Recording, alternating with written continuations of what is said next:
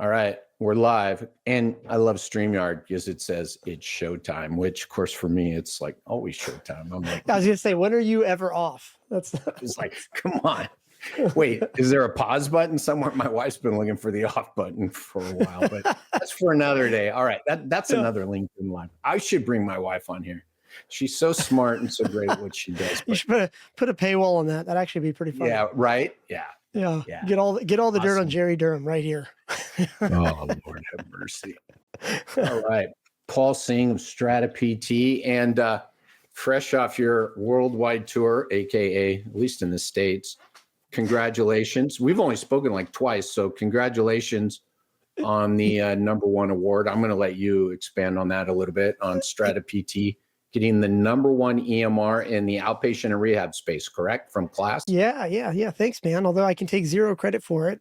We got a great, Now, come great on. team, but I get to I get to like hold the award. I get to hold the award, but it's the team Surrounded by all those people, right? That's right. You hold the award surrounded by all the people. That's right. Well, the other problem is, we're a pretty remote team, so I'm not sure where to display the thing. Yeah, right. So, Yeah. glad to receive it, and went out to Vegas to go do the awards ceremony, and it was cool to kind of receive it on behalf of the team. Yeah. So let's start there. So there's about three things. Let's say there's three streams I want to go down, and the one I want you to share about Strata. Is you guys come on, and you guys came on the scene, and it's definitely a different payer model. We'll go from there, right? Or I'll just say different. And I've been around this game for a long time, and so I want you to share a little bit about what StrataPT is doing currently, or why it was created, what it's doing currently, and by the way, what you've been doing that got the #1. Yeah, well, keep me honest here, because I'll probably touch a couple different parts, or touch on a couple different things to kind of answer those questions. Kind of working backwards. Let's start with the Klas award. So we won this Best in Class #1 award. I won't name names, but you can kind of Google it and see who's had it in the years past and stuff like that. The first thing to kind of mention about it is you don't get to buy the award. So really what they do is they basically start cold calling your customers. So like it's not like you give them all your customer number, phone numbers or something like that. Like, they are a totally independent firm. And then they go out and reach out to your customers. They're basically cold calling. I guess they cold call basically every one of these practitioners or offices, try to figure out who they're using. And then they try to figure out what they like, what those people like and don't like. So the first thing just to kind of touch on there is that you don't get to like buy it. You basically have to like deal with the fact that your customers are willing to talk to other people and say what they like. So that's why it's a really big deal for us, is that, we're a pretty small company, even now, headcount of 61, I believe, which, compared to everybody else, that's probably like a tenth. But as I explain what we do, I think I'll just kind of mention that headcount's not the metric that we want to win on. We think of ourselves as sort of a tech-enabled company. All right, so now that I've said that, let me kind of back into your other question about like what we do. And again, keep me honest here, Jerry. I know you will, but I think it's important to understand that we've been around for 15 years. That's the first thing to know, is that like we're not new to the industry, but we have, respectfully been spending more of our time calling out bad behavior, calling out, the state of the industry, particularly over the last 2 or 3 years. So the best way for me to describe what we do is to give you a quick overview of those 15 years. So I kind of describe it for any of the Taylor Swift fans in the audience. It's like I define it in 3 eras. It's like the first era of Strata, maybe the first 10, 11 years is effectively, we were an RCM company, kind of pure RCM. Like, didn't matter what EMR you used, you could kind of just call us up and that's how it worked. And so I say that with respect, by the way, because that was a hard business to start with, but that's where we started. Around maybe 2020, 2021, somewhere in there, I would say we entered our second era. And that was, just to put it really, again, I don't want to be disrespectful to anybody. The second era was basically our first foray into technology. We started to connect into other APIs of existing EMRs. We started tinkering with our own kind of software to kind of make it better. In some respects it worked. In other respects, it was like messier than the first era. It's like, oh, well, why are we putting all this work in? It's not, not making everything better for our clients too. And that led us to what I describe as our third era. And I would say that roughly started around mid 2022, mid 2023. Coincidentally, I suppose, around the time I got involved as well. And the gist of it is that we decided that integrations don't work. If the goal is to get paid, then every aspect of the technology stack, every piece of the EMR needs to be billing aware. So, it sounds really simplistic, but as I ramble about this more whenever you want, I would just say, but anybody in the industry knows that's not the way it's been. So there you go, Paul. Simple. That's the simple part. That's not what it was. I've been around this thing 30 years, man. That's right. That's right. Yeah. So I mean, that's the key now. The key to understand what we are is to just kind of understand what we aren't. So like, we're not designed to be like the most flexible thing. We're not, thinking about a million other things that, people put on their ads. Our whole sole focus is to get you paid. And so when you think about, what it means, like, so our key business model, core business model is we give out the entire practice management software suite for free, full stop. We do not charge for that. The catch is you got to use it if you want to get paid. And as long as you get paid, or as long as you use it, you automatically are doing a lot of things right at the point of care. So you're even like little basic things like when a patient calls and says, I want to reschedule for whatever reason, our system is trying to stop you from giving them available dates that might be outside the authorization window, things like that. So that's the secret to the whole thing. And that's why we're able to keep the team pretty, lean's not the right word, but I would say effective. Because, if you look at our headcount now, less than 50% of our staff is doing anything RCM related. So we're like the anti RCM company now, where it's like everything's tech enabled. We're looking at why does a claim, when we're playing this like payer, or this cat and mouse game with the payers, we're able to throw engineers at it alongside RCM, as opposed to, air quotes here, just RCM. So kind of a mouthful there, but let me pause because I can add color anywhere you want. I think that was a great start down this path. I wrote two things down, and I'm going to repeat back one of them. The sole purpose was to get people paid, right? That's what you said. Yeah. And which I like, because now I want to throw in my version, right? So here we got the payer side, and here we got I'm just going to say patient experience side, right? And yet, right, through talking through some of your users that I've connected with, by the way, one of them for sure, I didn't even know was using your product, and they were a client of mine. And the beauty was you say solely to get paid, sole purpose. But yet what I saw was a tool that when someone sent out a request to me, and I said, wait a minute, I know some people at Strata, we had like 3 people from Strata on the call, and I saw a focus on, okay, what's happening on the front end, because that's where I spend my time, so that we can get the right info into the system, right? Yep. So that they can get paid. And what I saw was the team, and I think you echoed this a little bit, their willingness to go, great questions. I don't have the answer. Great question. Okay, here's what we're going to do next. I wrote these 3 things down. We're going to get back to the team. And then, so there's one example. So the team not just going, well, where's this a billing problem? The team going, oh, I get it. If we don't get this right information in on the first phone call, then it's all a moot point, which, by the way, arrive, pay is the middle one, and stay. We have to get paid.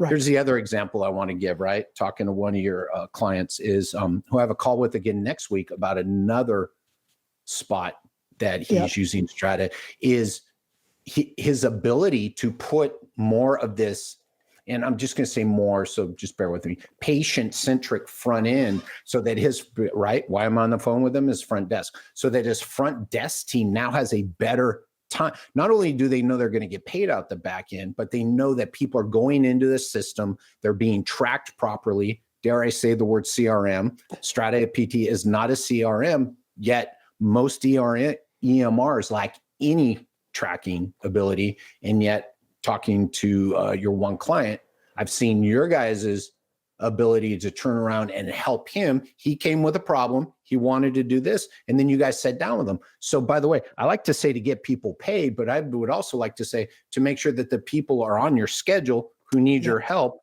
and get paid. So there you go. Yeah. There's my 30 cents worth on that. Well, we can go a lot of different ways in this conversation, but there's something you said there that I'll just kind of like stick my neck out on. And, if my product team wants to, punch me in the throat, I'll take it. But, you mentioned we're recording this. Yeah. You mentioned something like, well, we're not a CRM, and maybe that's true today, but I think if you look I didn't want to put words in anybody's mouth. That's why I said that. Yeah, I mean, if you go down the road, if you look down the roadmap here a bit, I mean, it's going to converge towards more of what feels like a CRM. Now, I want to be clear, that's not what we are today, but I think it's converging that way. And I can see some of our users already behaving that way. Like I can see, even though, for example, we don't have a direct API interconnect with, for example, email marketing software. I'm not the smartest guy in the room, but I can see why, like, there's no reason why they're, exporting so much patient data on a daily basis. They must be synchronizing it with MailChimp or ConvertKit or whatever they're doing for email marketing. So I could see a future where there's more of an integration because, here's the awkward thing to say. I think the average real estate agent markets to their previous customers more than the average practice owner. 100%, by the way. Right. So like you're going to guess used the it. same, I'm going to confirm it. Yeah. It's like I've used the same realtor to buy or sell a house 3 times in the last 15 years. And I still get at least a couple emails a week from the guy. I get Facebook posts. I get a magnet every quarter, with his face and the local sports teams on my fridge.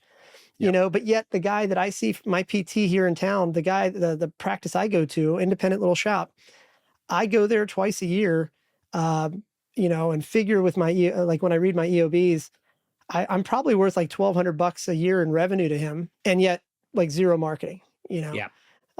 So let's put it this way. It's adaptability. Can we call it adaptability that someone can go, hey, I have an idea for how to better manage people on the front end. And your team goes, cool. Right, let's meet.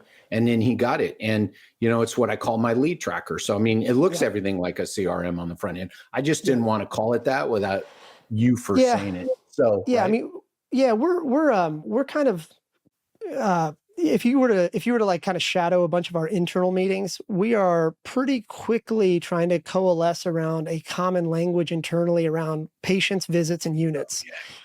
Because it's a good cross-functional way for anybody on our team to understand how a given practice is doing, how a given state is trending, in which way the overall trajectory of the business is going as well. So, and that's where I think, you and I, share a lot of the same views of the world in the sense that I can keep pushing our product roadmap and our business around these 3 ideas. But the part that like our business is never really going to get to is to that actual front desk experience, the human experience of what the waiting room sounds like, what the phone calls look like, all that. But what we can do is listen to the roadmap you're bringing us, the roadmap that other customers are bringing to us. And actually, not to let the cat out of the bag here, you didn't hear it from me. Our product team is going to be rolling out, I think in the next week or 2, it's secretly already in production, but in the next week or 2, be rolling out a much more scalable product feedback system that allows us to get way more input. I mean, anyway, let me pause there. Like we're going to take even more. There's a product advisory board coming on, surprise, you better be on it. So, we're going to get a lot more. This is fun. I gotta dig into this. I'm not sure you ever heard this story. When I first started answering the phone, so right, EMR, right? I had my business for 5, 6, 7 years. EMR, scheduling, billing, all this stuff in there. And then all of a sudden, Paul, I shift from like being in the clinic and I shifted to that. I shifted to, I'm going to answer all the calls coming into my business because I got to understand the system. And I quickly learned that, holy crap, this thing kept forcing me down. I wanted to go down this road and it kept forcing me off here. And then when I tried to go the other way, it forced me back. And what I realized was I was trying to make my EMR into a CRM. Now, I'm not very smart when it comes to tech. That's why I'm on the people side. That's why I'm on the talking side. I'm great at talking. I then went, I'll never forget this. And I shared this story. I wrote down on a piece of paper, I went to CSM, wrote down on a piece of paper 8 data points that I was entering into the EMR on every patient phone call. And I went to every EMR, and whoever would talk to me, I hit every one at the time. I don't remember. It was double digits. I said, I have a question for you. Are these 8 data points that can get entered into your system that are, and by the way, it was first name, last name, date of birth, really? Are these 8 data points that get entered into your system regularly? Yes. Yep. Okay. It goes into your system. And I think this is where my lack of awareness really came in handy. I went, can you give it to me in a report out of the back end? Yep. 100% no.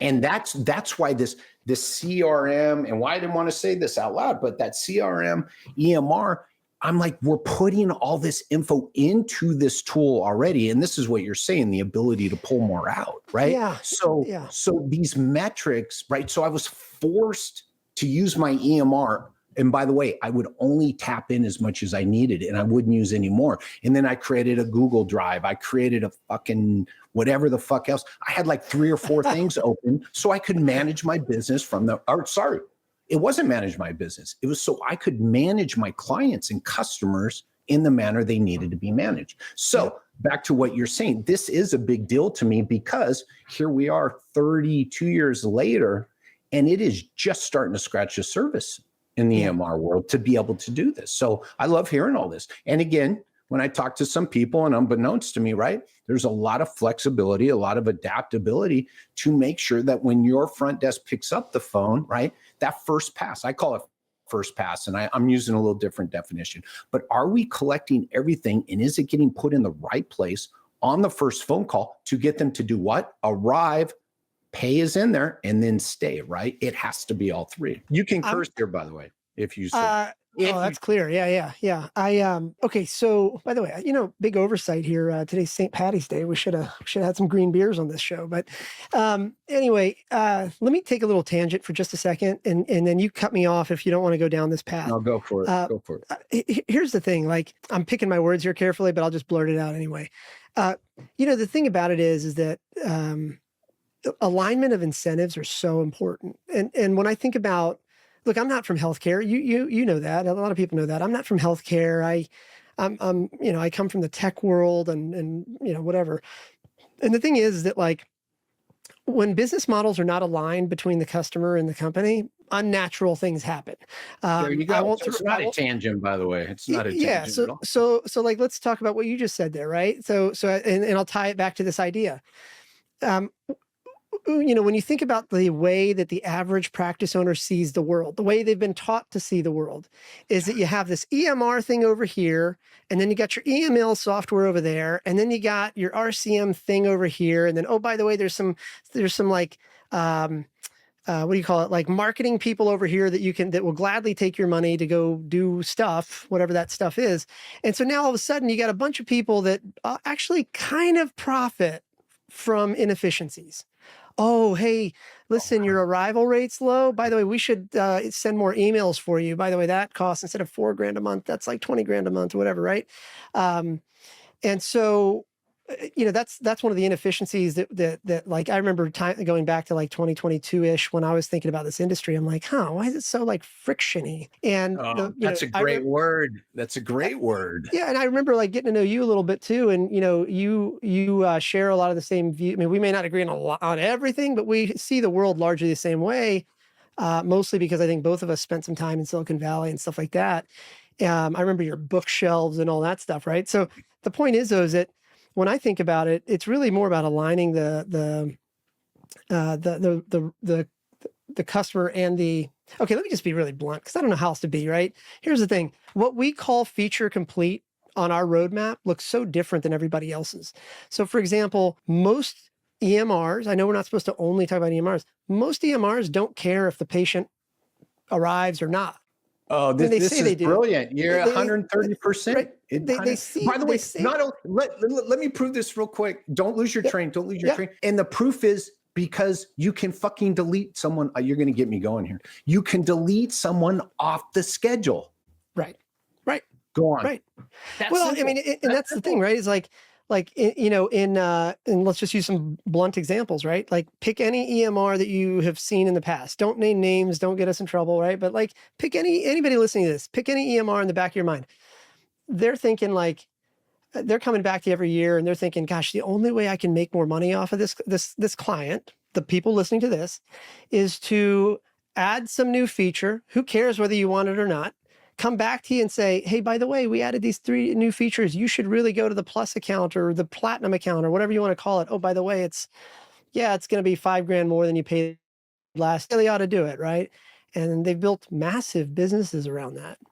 That's the way the industry works. Like no harm, no foul. That's kind of how every industry works. But as we think about it in our world, like we keep adding more features. We keep adding more. When we think of our roadmap, we think in patients, visits, units. So, you know, tying it back to this idea of like, hey, we're probably converging over to becoming some of the, the CRM style stuff.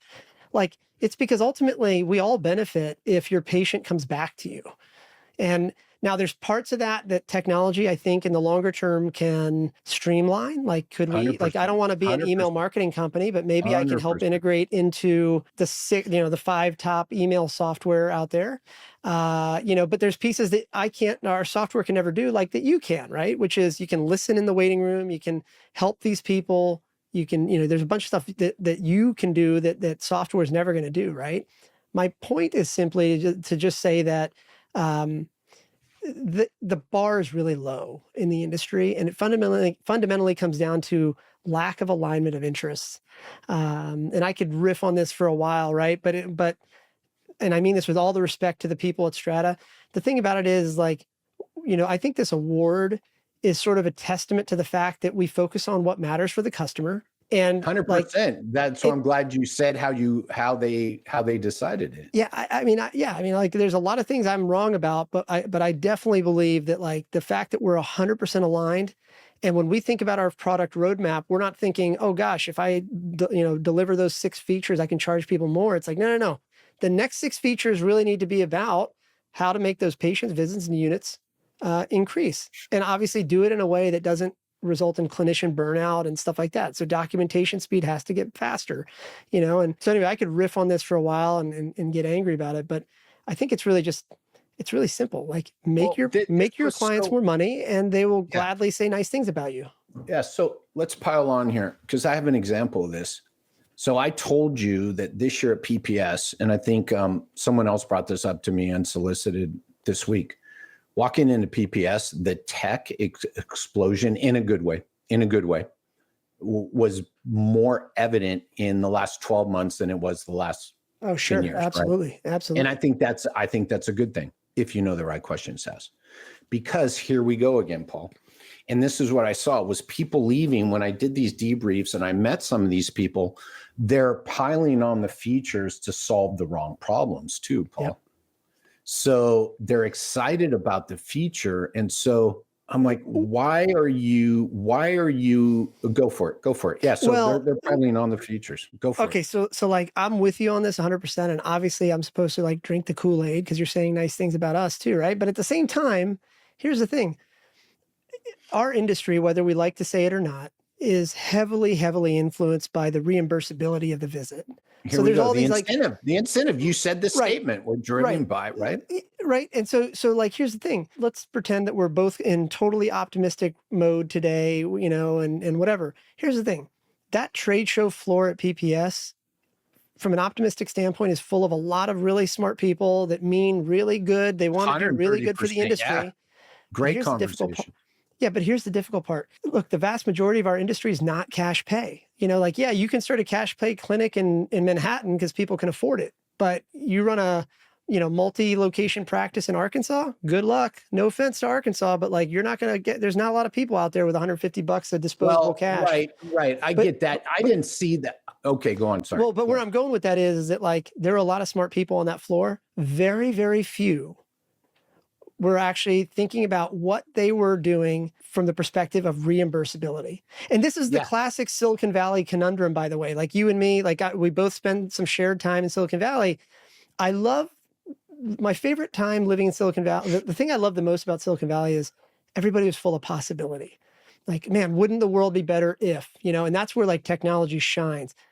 But the companies, the difference between the companies that win and the companies that don't is that you have to find a way to like tie it back to the reality of the world, which is in this case, right, correct. You can build the best RTM thing. You can build the best, whatever best is, you can build the best check-in software. But at the core, if the things it does don't tie directly back to reimbursability, you're hosed. And this is like, I could go on and on about this topic, but the thing is like, again, back to PPS, I love the promise that comes with having all these smart people that are building really cool things. But at the end of the day, if you're not thinking about it from the payment forward, like the reimbursement payment forward, everything you build could be for nothing. Let me pause there because I could rip this for a long time. Right. What's interesting is everybody assuming, and by the way, and this is my optimistic side, everyone, I promise. What surprises me is when people go, "Oh, you're the out of network guy, you're the cash guy." I'm like, no, I've had my biggest results. I mean, insane that I liked some of it. I still don't believe, and I'm wondering where they did the math wrong, have come through contracted in network clinics. Yeah. And so this idea of reimbursement, and my kick these days is if they don't show up, you can't get paid. So that's my tie to reimburse. It doesn't matter your model to me, right? It doesn't matter your payer model. People need to quit typing in on LinkedIn that going cash pay is the solution. And I agree with you. There is a whole big picture here. The solution is to better learn your business and what you're getting paid for, and the marketing and the sales and the retention. That's why it's arrive, pay, and stay. It was never just arrive. It was never just stay, because no margin, no mission. And I have very successful clients who are fully contracted, right? Who are doing well because they're marketing to sales to retention, and then having a tool like StrataPT is paying off immensely for them, right? Because I work with them to go, this is that thing. What happens pre-arrival? Okay, I go to my clients and go, tell me about how you're getting paid. That's one of the first 5 questions I ask them. It'd be foolish not to. And then we bake that into the process to go, how do we increase the likelihood, right? Risk management, that everything's going to be correct. Yeah. So that you will get paid on the first pass. That's right. Yeah. And again, like, I don't know how to articulate this very well, but I'll just say, like, you and I come at the same coin from 2 different sides. Yeah, correct. Ultimately, as we converge, things get better for everybody. So I'll give you an example. Like, some of the stuff that we can't do, for example, is what you do, right? Like, what are the words that the front desk should be using? Like, those are very important things. Like, how do you train somebody to say the right thing? Like, hey, Paul, if you don't show up for your PT visit, good luck, on your next marathon. It's not happening. Well, that might resonate with me, but it may not resonate with my dad. My dad, somebody needs to be able to be trained to say, listen, I know it sucks, but you really got to finish this 5th visit. If you told me you wanted to pick up your grandkid without grunting, this is the way you do it. That's the soft skills are where that are really important that software is never going to do. But then the other side of it is, and this is like, again, hinting at kind of longer term product roadmap. Think about a grocery store. I mean, probably things that we never think about. Actually, like Instacart. Let's think about that, because you and I have been from the tech world. Instacart, for people who don't know, you can like order your groceries on your phone, and depending on the grocery store, you can even hit a button that says, "I'm on my way." And now they're tracking you so that when you show up in that little pickup lane, somebody's already standing there because they knew 2 minutes before you got there, they're there. You don't even have to wait, right? And so when I think about our product roadmap longer term, I think, what would patient reminders and what would the waiting room look like if Instacart designed it? Where like what if now that I know that you're, we do mobile check-in, we do all these things, and this is all free in our software. It's all included because we benefit when the patient actually arrives too. Yeah, right? and this is what I love about this, right? And this hasn't been said, but this is the out loud part is Paul only gets paid, the whole company from Paul down, when people show up. So we can argue they're a billing platform, but you can't bill an empty slot. All right, go on. I just wanted to throw that in there. The Instacart, the everything, because you're right. How do you facilitate? And that's what I like about our conversations. That's what I like about the people I'm talking about that use StrataPT is this not over-engineered. I'm going to get real technical. Not over-engineered platform to do what?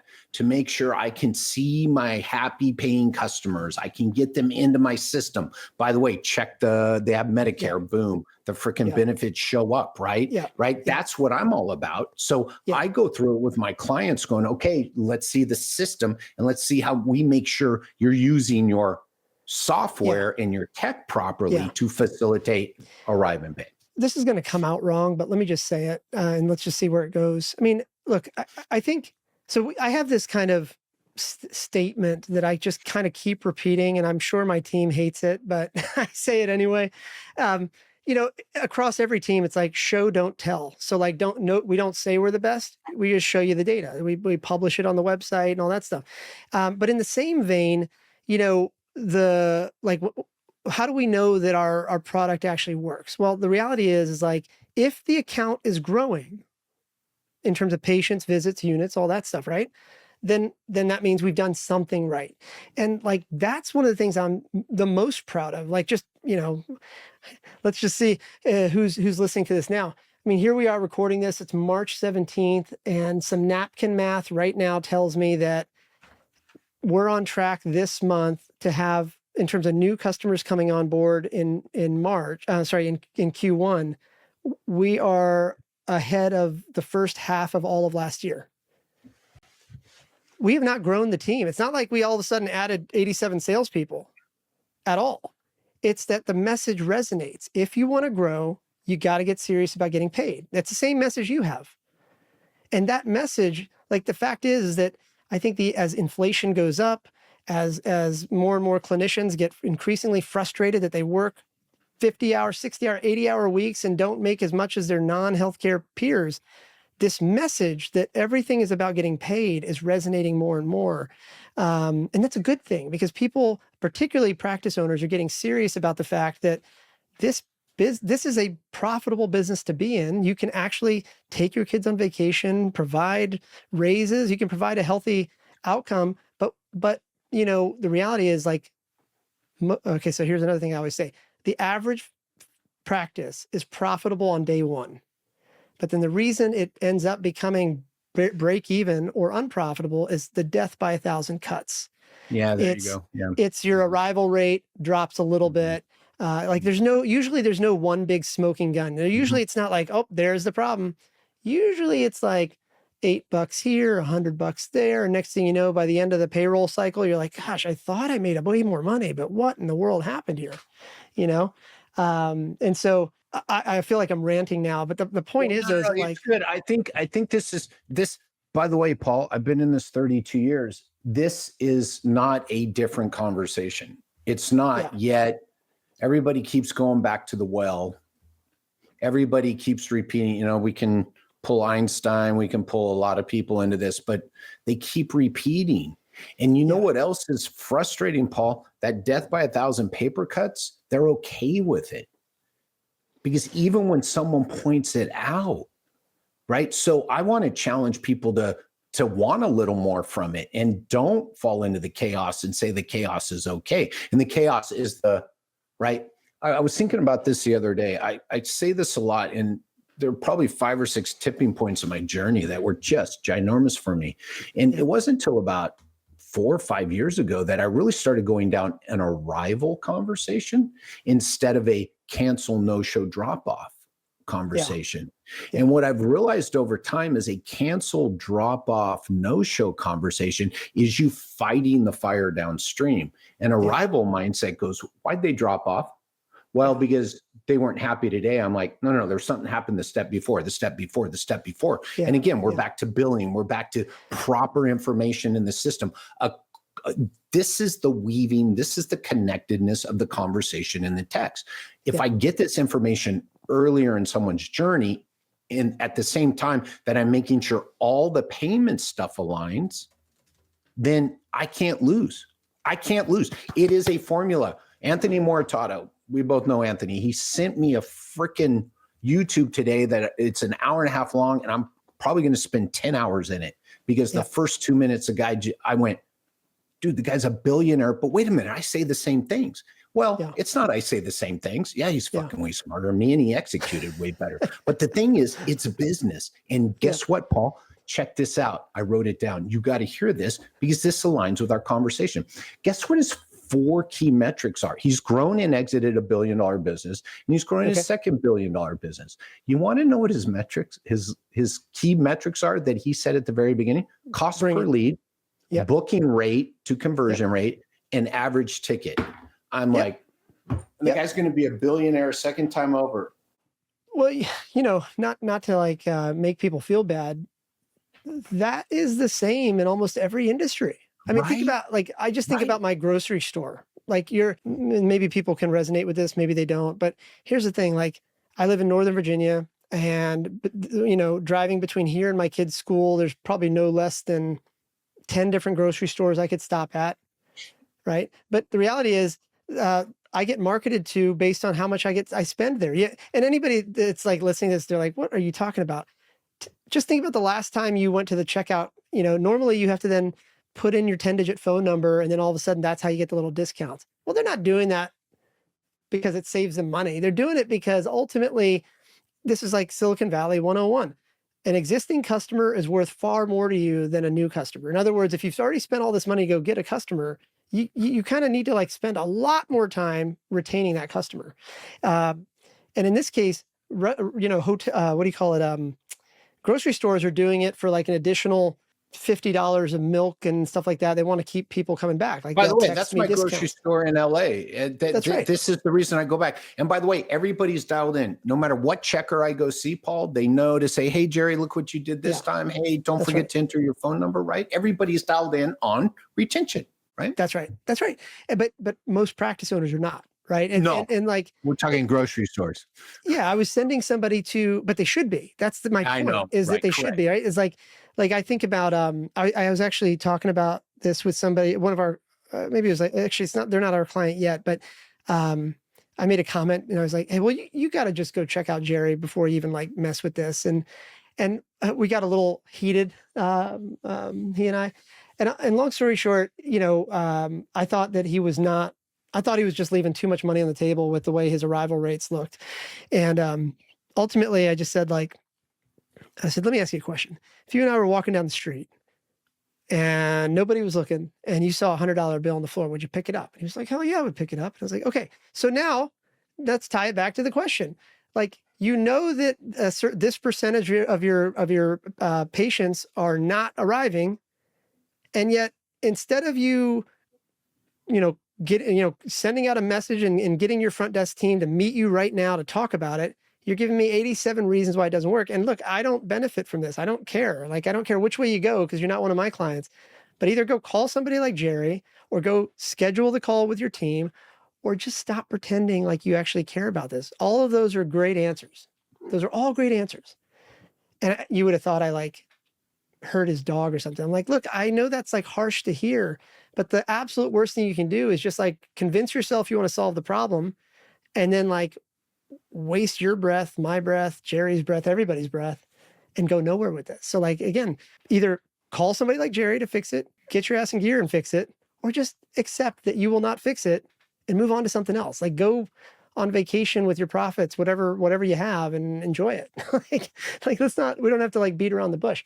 And that's maybe the unsexy, unsolicited, unfashionable thing I want to say is I think people need to get less romantic about how their business operates. Cause my real estate agent markets to me as a customer more than most practices do. My PT doesn't. like right. The grocery store sends me more mailers, to get me to buy a gallon of milk, but like PTs don't think that way yet. But we can teach them that. We can teach them that. So, there's a nasty word in healthcare, and I think it's finally getting some play, and it's going to be okay. And I started using it a lot more, but it's lifetime value, right? And 100%. Yeah. And right, you start this journey of, what's best for the business is not always best for the patient. I go, cool, but what's best for your patient is best for the business. And by the way, lifetime value doesn't, by the way, what's funny is that same owner will tell me lifetime value, you're just trying to upsell, you're trying to overtreat. And I'm like, but you're scheduling everybody 3 times a week for 6 weeks. Everybody walks in the door. So tell me the value of that, right? And yeah. I forget the 3 metrics you mentioned, but it sounded very similar to like what I taught. I do a lot of like startup investing, right? And I always tell people like the 3 core metrics for any business really come down to cost of acquisition of a customer, the lifetime value of that customer, and then the churn rate. Because those 3 numbers, if you the churn rate. That's funny. He didn't mention churn rate. Right. That's interesting. And so let's just use. So I don't think I told you this. I was having a conversation. So I run a lot, and so I might have to go see like a PT twice a year or something like that. And so I'm talking to a PT, and I'm like, I'm worth. I said, I'm worth $1,200 a year to you. He's like, what are you talking about? I was like, well, look, if I just look at my EOBs, I've been coming to you, twice a year. I run enough that I'm coming to you twice a year, whether it's a knee, a hip, a leg, a toe, whatever it is. And I was like, the plan of care you've typically given me is, let's call it 6 visits. I'm looking at my Aetna EOBs right now. I know that the total visit's worth about 100 and some change, but let's just call it 100. So I'm like, easy math. You get me to show up for all these things, 12 visits, so 2 episodes a year. So 6 visits per, let's call it 12. So now $1,200. You would have thought I had blown his mind. I'm like, so like when I think about it, cost of acquisition, somehow you acquired me years ago, because whether it was I don't know, we don't do billboards in Virginia, but maybe it was a referral. Well, right now it's down to pennies, by the way, right? Because you just keep coming back at no cost. Well, because it turns out the location's close to my house. That's what I mean. Right? Fortunately, luckily, however you want to call it, right? Right. And so now it's like, man, when you start to think about lifetime value, terms that other practice owners don't use right now, but that we all, like if you and I called any e-commerce company in Silicon Valley and said, hey, tell me your top 3 metrics, they wouldn't even hesitate. Like assuming you had an NDA, they'd immediately start talking CAC, LTV, churn. That's it. Right. No practice owner thinks that way. Yeah. That's my default question, Paul. Depending on how the conversation's going with someone, my default is that the end all be all, the one question that tells me really how do you, and by the way, I'm going to say this, you've thrown in your qualifiers. I did this ass backwards. Every mistake I talk about, everything I tell you to measure, I didn't fucking measure forever. So I'm not speaking from this. We've all made the mistake. Yeah. Right. From this holier than thou. That's why I'm like, listen to me, right? Just listen to me, because I made all these mistakes. Is I asked drop off rate, which is churn. Yeah. Yeah. And when they don't measure it, I know I'm in, so what are we going to do here? Right. Because you're not acknowledging the biggest tell. I call it the canary in the coal mine. Your churn rate's the canary in the coal mine, Paul, right? I think, okay, so just crazy comment for later. I think in the next few years, there will be an equivalent. You remember like back in Silicon Valley, like there was a boom of accelerators. So like, I mean, I set one up with my venture firm too, 500. I think that's what this industry probably needs is some sort of modern day business school for practice owners, because like I can keep pushing all the technology forward. You're going to keep pushing the conversation forward and the work forward as well. But ultimately, we've got to like institutionalize this, because there really is no, as you know, no business training, no real formal business training for practice owners right now. It's kind of like, hey, go get your street MBA, basically try not to kill your own business every year. But I think that's where we're headed probably, is like some sort of accelerator program. Because clearly, by the way, private equity clearly sees enough value in practices that they're rolling up practices every month all over the country. Right. So it's inherently not, like, 2 things can't be true. It can't be true that the average practice is unprofitable, and yet private equity is doing a lot of deals every month around the country. Like those two things can't be true. So the truth is actually somewhere in the middle. And I think there's this, at least from my viewpoint, this modern day business school that teaches. I'm going to say this. So because I want to double back to Strata, I really do, because it's got to be tech and people, right? 100%. People, yeah. Process tech. Pedro from Prediction Health threw that out there. And I don't know, I'd heard that somewhere and forgotten it, but everything at its time, right? And now I go to sleep chanting it. I wake up chanting it. So it's got to be people, process, tech. And so I want to go back to the tech because what I want people to understand, I see this, right? My favorite analogy, peanut butter, chocolate, way better. I love them both, but way better together. That's tech and people, right? As far as I'm concerned. Right. Everybody goes to the tech. You know, all these people that signed up with tech people at PPS this year to do something new. I'm like, you signed up with them? Yeah. I'm like, so you got your drop-offs under control? No. I'm like, what are you doing? Why?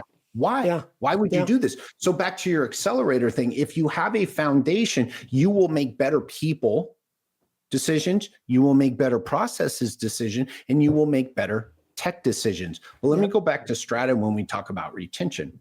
So if I'm marrying the people, the process, and the tech, then retention, Strata, through what it'll kick back out in a report, and we could talk patients, visits, units billed. I like to talk a couple different things, but I know because I've talked to some of your people, it will spit out some of this other stuff I like, because then Strata will give me a report at the end of the week that I can hold you accountable to, Paul. That's built around what? Retention.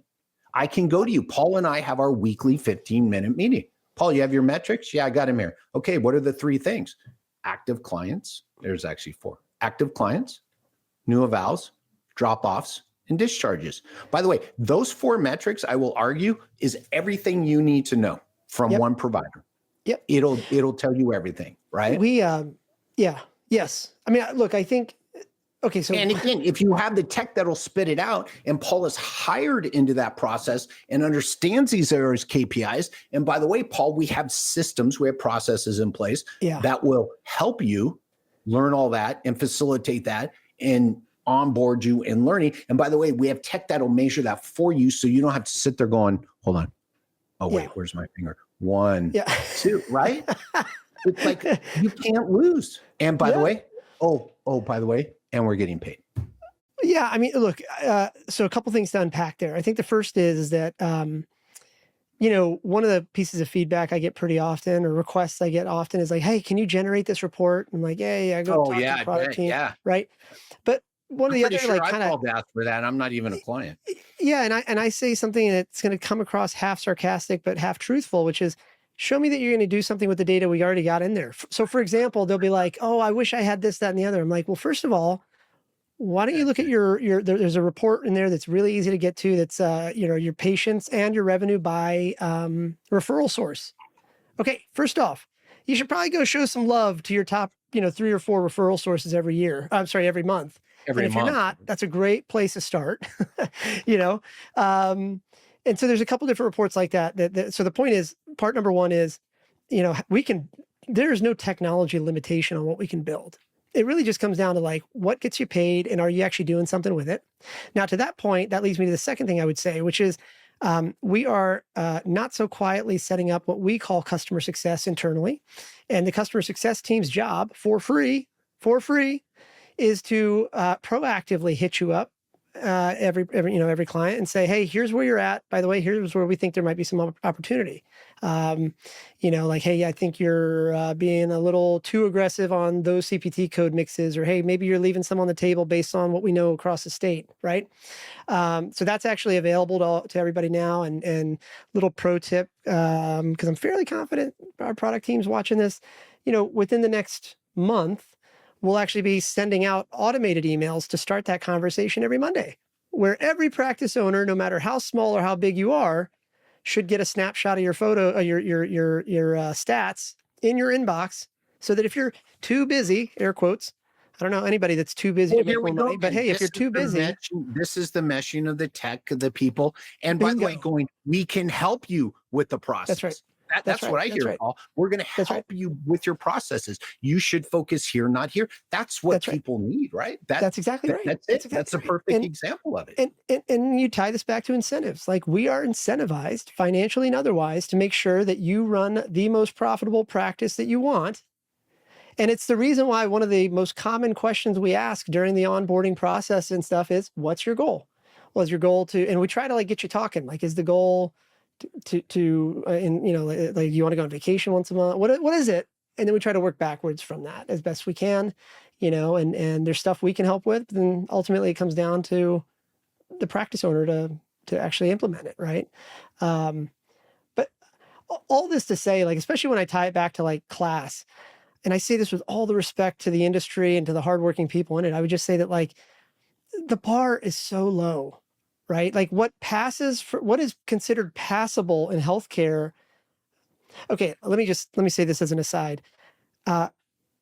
What is considered normal in healthcare in 2025, I'm looking at the calendar over here, is essentially what was accepted in the tech industry in 1995. Like, back then, you had to get even if you were selling stuff on the internet, like I was back then, you had to get the black credit card swipey thing. I remember having to sell people access to my data centers in the late 90s, and I'd have to have this black credit card swipey thing. And you'd have to, for anybody that remembers what that's like, I would like carbon copy your credit card. Now you want access to a $10,000 a month or whatever it is server, right?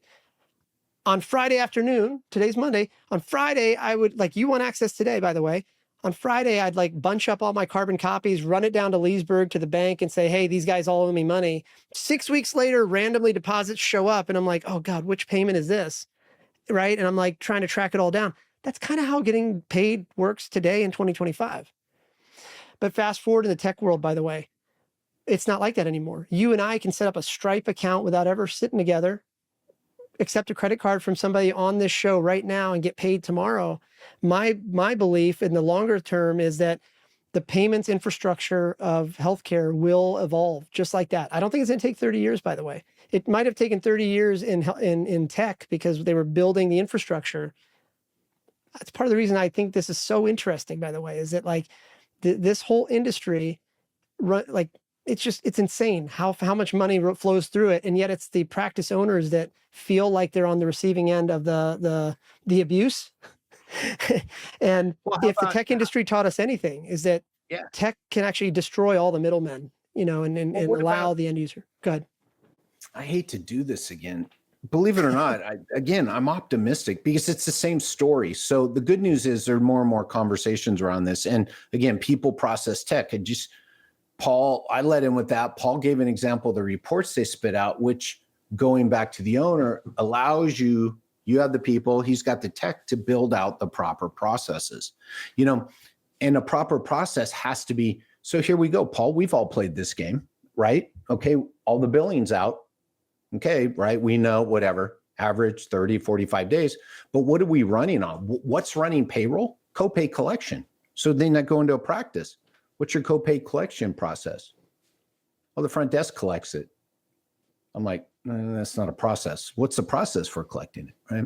And even to the point of, this is why I love working with new clients, is going, when are you guys going to collect payment? I literally sit down with my clients, Paul, and go, you guys are going to collect payments at the beginning of the visit or end of the visit? Because we're going to tell people before they ever arrive. And I'm like, and they're like, always collected at the beginning. I'm like, cool, just asking, because by the way, I collected at the end. I collected at the end, right? So then but this is the stuff that then, by the way, the report, right, from StrataPT spits out that you have a 98% copay collection rate this week. And that's like awesome. It's because your people have a process, and the process, we know it is actually initiated before that person ever arrives during that pre-arrival process. So again, having the tool to spit it out. By the way, I used to have to manually do this because my MR wouldn't do it, but we did it. We did it because it was too damn important. And you know what's cool? You know what's cool about my team? My team was after we went out of network, they had to tolerate the change, right? And the ones who didn't left. And so the only people left were the ones who were going to tolerate the change. You know, when we started measuring, when we started measuring it, that meant I had to go to my team and go, this is important, right? Yep. Oh, God damn, my team's not collecting copays. And I'm like, have you ever told them why? Yep. No. Yep. And so it forced me to go back to my team and go, why this is important. And by the way, my copay collection rate shot through the roof. Yes, they had an extra step, but they all knew why. They all knew, by the way, why did they have to collect it? Your paycheck comes from that money. Guess what happened magically? My copay collection rate never fell below 98% after I told them your paycheck is tied to this. That's right. That's right. Yeah. I mean, so again, people, process, tech. It's right. How do we integrate this? And this is why I get animated and get, Paul, you've said the bar is so low. I'm the only other one I ever hear saying this. Someone goes, oh, people always tell me, oh, and then you have to over deliver. I'm like, time out. There's no over delivering in healthcare. It's so under delivered. Just please make a promise that you can deliver on. By the way, Paul, as soon as we hang up, in 30 minutes, you're going to have an email. And let me tell you what's in that email. And guess what? The email shows up in 20 minutes, right? I mean, it's like this is easy, low-hanging fruit, right? By the way, here, I want to give one more example of efficiencies and things like this, right? So everybody has a portal. So I go to a client who has an online portal for their patients to complete paperwork. Their paperwork completion rate before I showed up was 20%. People were showing up for you and I both know, by the way, you want to get paid, I recommend right? So many things have to happen from that paperwork. It's far more important. We got them up in 30 days. 30 days, we got them to 80% paperwork completed. You know how? We changed the wording at the beginning of the phone call. Yeah. We didn't create a new portal. We didn't buy them printers. We changed the wording on the phone call to get them to use the portal. And by the way, they understood the portal was important to them, not us. Yeah. And magically 20 to 80. Yeah. You know, it's not to bore you, but so a couple months ago, I was onboarding so I have this joke internally, again, half serious, half joke. My HR people hate it. But, you know, I always say like, we want there's extra for anybody applying for a gig here, extra credit for not coming from healthcare. Not to say that we don't want that, right? By the way, but so anyways, what do you mean? I'm in healthcare, and I tell people that. People freak out when I start the conversation. You from healthcare, and they go no, and I go good. Yeah. I was onboarding our director of product a couple months ago, and one of the things I said to him was like, "Hey, look, welcome to your new role." And just to paraphrase, I was like, "Welcome to your new role. By the way, everybody's now going to have an opinion for you. The practice owner is going to be saying this. Guys like Jerry are going to say that. I'm going to tell you this." And I said, the only advice I can give you is to really start to embrace what it means to be truly patient-centric. And I said, I think we still have a lot of room to go on our product. But at the end of the day, like, you're going to get all these pieces of feedback. And I think you just got to be careful that the tail doesn't wag the dog. And, you know, he was like, what do you mean? I said, well, for example, I said, the practice owner is going to want 87 different reports. They're not wrong, by the way. They're going to want 87 different reports. But at the end of the day, like, you know, we have every company always has a finite engineering roadmap. You can't have 87 million features because nobody's going to use 99% of them anyway. Right. So I said, let's look at it from a patient-centric viewpoint. How would Chick-fil-A or Instacart design the waiting room experience? Because part of it is the architecture of the room. Does it feel good? Does the art look good? Is there gum? I don't know, right? But then the other part is like, man, I just want to come in there and I want to feel better. So maybe it's about the words that we use in the text message that says, hey, just so you don't have to wait in the room, click this now and da-da-da. Or, hey, if we see you on let's say, because everything's all included in ours, right? If we know that you're checking in on an iPhone and we know you have Apple Pay connected, just give them a little prompt to just pay their copay with Apple Pay, right? And so as we think about that, that's my advice to him, but it aligns exactly with what you're saying, that ultimately, if we align what you're doing at the front desk and what we're doing with the product and all these other things, if we align it back with the patient, everything else sorts itself out. Everything else. You know what's cool? That was the call I got on because one of my clients who I do benefit checks for was having trouble figuring out how to give the information I give him to have a legit cost conversation into Strata, Paul. That's why we all got on a call. He knew the information was important, so he raised his hand and said, hey, Strata, can we get together? I get this document with this info. How can I get it here more easily? That was it, because he knew it was important that once he got that info, to get it to the right place so his team could then give it to the patient. People, right? And so he was looking, okay, the text get, I got this over here. So, right. Well, no, he's like, I had the people in process. I gotta understand how this tech can help me with that. It was the same damn thing, Paul. And so this is the low hanging fruit, my friends. It really is. It's having a tool, right, that can help you with these processes, because your people, by the way, I still have yet to meet a bad front desk person. I've met a poorly hired front desk person. I've met a poorly trained front desk person. I've met a poorly onboarded front desk person. I haven't met a bad front desk person. And it's not them, it's you. So, and so I think that's, I mean, this is why, like, I know we're running short on, I'm good on time, but I want to be respectful. By the way, I did tell you this was a 15-minute LinkedIn Live, right? Oh, well, none of our calls have ever been 15 minutes, dude. I know, dude. We might as well just like record every single one or make it live. But this is why I think your $100,000 front desk idea is so big. You remember, I called you when you first posted that. I'm like, that is the biggest idea right there. I know. What happens at the front desk makes everybody money, right? And it doesn't matter whether it's our software or somebody else's software. Ultimately, there's the person that can actually like connect with your patients and help make them want to come in and help them enjoy that experience and help them, that intangible experience is probably the part that most determines whether or not you will run a profitable practice. And so there's no reason, I don't want to steal your thunder, but like, it's how do you think about your front desk as a 6-figure salary, because they control how much money comes through that front door. But that's probably a different show. By the way, a different this is cool. So I want to double back to that video that Paul Anthony sent me today, 1.5 hours long. Within the first 3 minutes of an 1.5 hour video, he mentions about the people and right. And just exactly what you said. So again, the blueprint, I say this all the time. I started my talk with it this year. The blueprint for success exists, right? It's right. And that's the accelerator thing you say. And I'm always showing people, this is the foundation. I literally have 2 slides. This is the foundation of a successful business. And I show it to people. I say, you have to grasp this. You have to build, this has to be your foundation. And if you don't have this as your foundation, you're going to be chasing things all the time, chasing visits, chasing people, chasing payments. Yeah. Okay. This is totally random. You got to cut me off, dude. I know you will, but totally random. Well, I got to go to the gym soon. That's it. I was going to say, if anybody listening to this is a practice owner, the first thing you can do is probably stop thinking of yourself as the owner and start thinking like the CEO. Those are 2 very different things, because the owner gets to like enjoy the benefits of the fruits of the company's labor, right? That's cool. But the CEO ultimately of the practice has to decide, do we have the right butts and seats? Will we, you got to keep the money alive. You got to keep the company alive, because you're thinking about like the what could kill the company, which is running out of money. And the third thing is culture.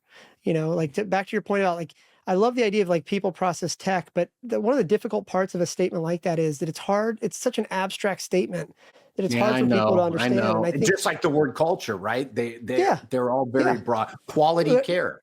Right. So when I think about like, even when I'm looking at the comment thread, by the way, so Alicia and Scott, thank you for the comments on here, by the way. But like, when I think about that, if you take nothing away from an episode like this or a show like this or whatever you call these things, I would just say that, I'm just a real visual guy. So I think about it from the perspective of, you got to decide when you're wearing your clinical hat versus when you're wearing your CEO hat. Because the owner hat is what you can think about when you're on vacation. And the vast majority of practices that actually get going and actually get successful, they're still owner operated, which that wasn't the goal. You'd probably be better off just like being an employee at the local healthcare system. If you're going to go start this practice, let's get serious about it. And let's recognize that like there's a business to it, and you want to be the CEO. You got to figure out what context you're in at any given time of the day. Are you in CEO mode, or are you in individual contributor mode? And remember, owner mode is when you get to like go to the beach and you're not actually carrying your cell phone, for a week every month or whatever it is. And it's possible. We know it's possible. So anyway, I think that's a great. I think we're going to end on that, because I think that's a good place to end. By the way, that really resonates with me, because it took me I don't know how long it took me to figure that one out. Yeah. Same. Yet, Same. you know, I would like to think, you know, it's interesting. Yeah, whatever. But we're going to end on that. Yeah. Yeah. We could We'll just end there. keep going here. Yeah. Yeah. Hey, I appreciate the time coming on here, man. This is Yeah, you know, I like is riffing awesome. with you. Yeah, I think it's all valuable. This should be our new rule. Like, we know we're gonna, whenever we're on the phone or whatever, we know we're gonna like riff for an hour, so we might as well just hit live and just see what happens. Yeah, right. Yeah, this is good.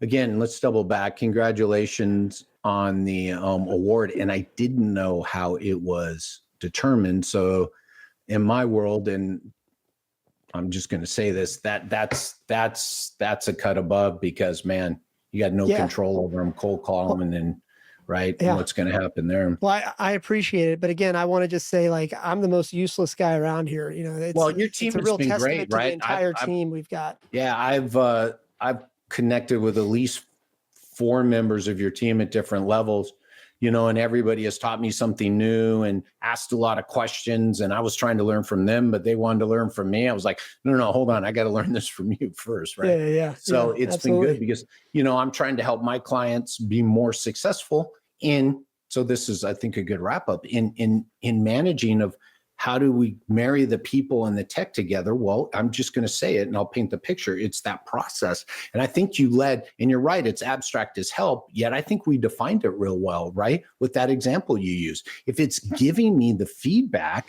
then I can build the process with it. Right. Hey, Jeffrey, good to see you. So yeah, this is good. Thanks for coming on. Congratulations. This will probably be chopped up and shared everywhere. So if anybody has any questions, feel free to put them in the comments and enjoy the show.